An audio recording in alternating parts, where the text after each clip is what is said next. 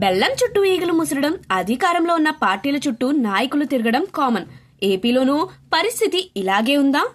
అధికార పార్టీలో చేరేందుకు వైసీపీ నాయకులు ఉవ్విళ్లూరుతున్నారా? అవుననే వార్తలే వినిపిస్తున్నాయి. వినిపించడమే కాదు, నిజమే అంటున్నారు ఏపీ మంత్రి డోలా శ్రీబాల వీరాంజనేయ స్వామి. గత వైసీపీ ప్రభుత్వంలో మంత్రులుగా పనిచేసిన చాలా మంది కూటమి పార్టీలో చేరేందుకు కాళ్ల చెప్పులు అరిగేలా తిరుగుతున్నారని చెప్పుకొచ్చారు. ఒకవేళ తాము చేరికలకు ఓకే చెప్తే వైసీపీ దుకాణం ఖాళీ అవడం ఖాయమన్నారు.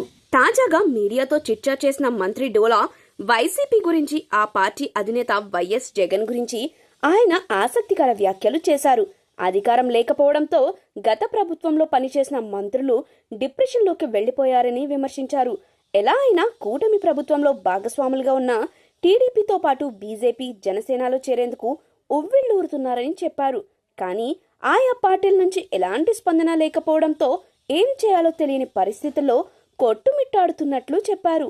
ఒకవేళ తమను చేరికలకు ఓకే చెప్తే వైసీపీలో ఒకరిద్దరు మినహా మరెవరూ మిగిలరని మంత్రి జోస్యం చెప్పారు. ఇక మాజీ ముఖ్యమంత్రి, వైసీపీ అధినేత జగన్మోహన్ రెడ్డి ప్రజాస్వామ్యాన్ని అపహాస్యం చేసేలా మాట్లాడుతున్నారని మంత్రి డోలా ఆగ్రహం వ్యక్తం చేశారు.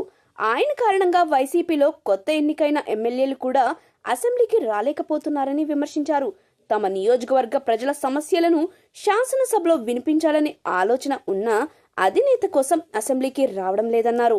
సొంత పార్టీ ఎమ్మెల్యేల గొంతు నొక్కేందుకు జగన్ ప్రయత్నిస్తున్నారని మండిపడ్డారు. జగన్ తీరు దుర్మార్గంగా ఉందని ఆగ్రహం వ్యక్తం చేశారు. వైసీపీ ప్రభుత్వం హయాంలో రాష్ట్ర అసెంబ్లీని కౌరవ సభగా మార్చారని ఫైర్ అయ్యారు. చంద్రబాబుతో పాటు ఆయన కుటుంబం గురించి నీచంగా మాట్లాడారని గుర్తు చేశారు. అవన్నీ మనసులో పెట్టుకోకుండా ప్రతిపక్ష ఎమ్మెల్యేలను అసెంబ్లీకి వచ్చి ప్రజా సమస్య గురించి చర్చించాలని సీఎం చంద్రబాబు సూచించడం ఆయన రాజకీయ పరిణతికి నిదర్శనమన్నారు.